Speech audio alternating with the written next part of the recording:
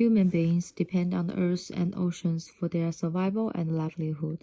Plant life provides 80% of the human diet. Forests cover 30% of the Earth's surface and provide critical habitat for millions of species, as well as important source of clean air and water, and are essential for combating climate change. However, 30 million hectares of forests are lost each year, contributing to desertification. Although 50% of land is protected, biodiversity remains at risk. We therefore need to take action to reduce the degradation of natural habitats, have the loss of biodiversity, and protect and prevent the extinction of threatened species. Platypus are an important part of Australia's freshwater environment, and improving the quality of platypus habitat often promotes local biodiversity. A suitable environment naturally provides the survival of many other native freshwater species.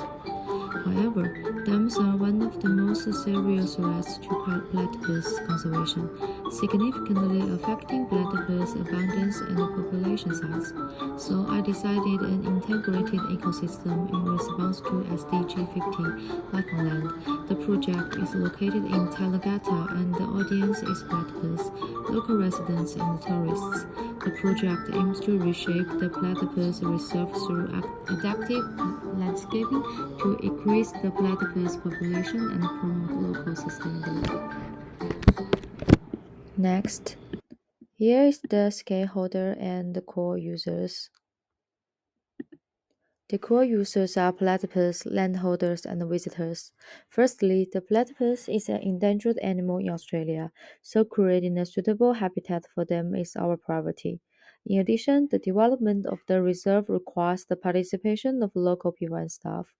Thirdly, tourists come to visit the reserve and they contribute to the tourism and economic development of the region. Therefore, we need to consider the interests of all parties. We need to balance the relationships and achieve sustainable development. Here is my conceptual framework and precedent studies.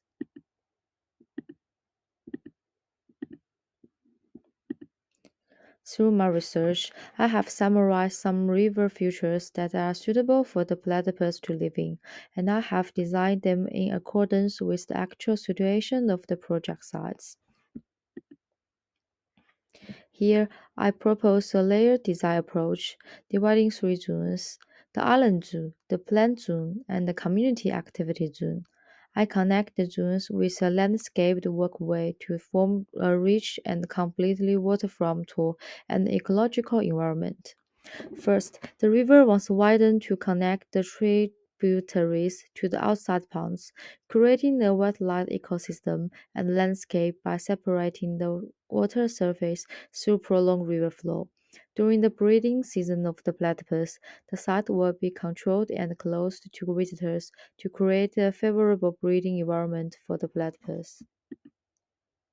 In the second part, the existing native vegetation will be expanded and water and drought-tolerant plants will be planted to form a natural riparian plant buffer to cut livestock and human access and reducing disturbance to platypus activities.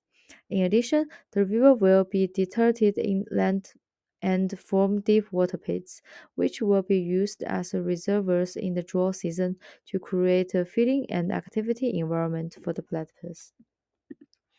And in the third section, taking into account the environmental and economic development of the community, I planned planting areas and educational service centers to provide the visitor with science as well as education about platypus conservation.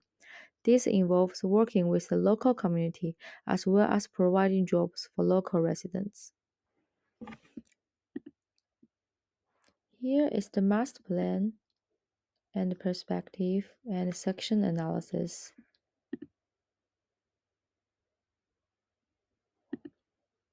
In addition to this, I designed a viewing platform and app to support the project. The viewing platform is connected to the reserve's landscape trail. The height of the platform keeps the riparian plants safe from human traveling and ensuring that the platypus movements are not disturbed by humans. The app can locate all platypus viewing platforms and ecological reserves in Australia.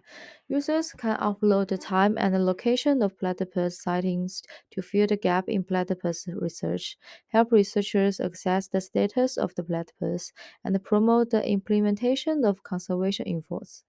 Meanwhile, through the introduction of social segments, the establishment of user communities, and the organization of regular online offline activities, users can directly participate in platypus conservation.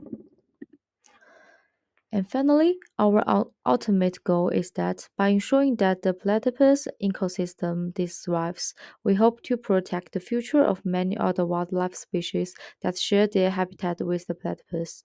Thanks for watching.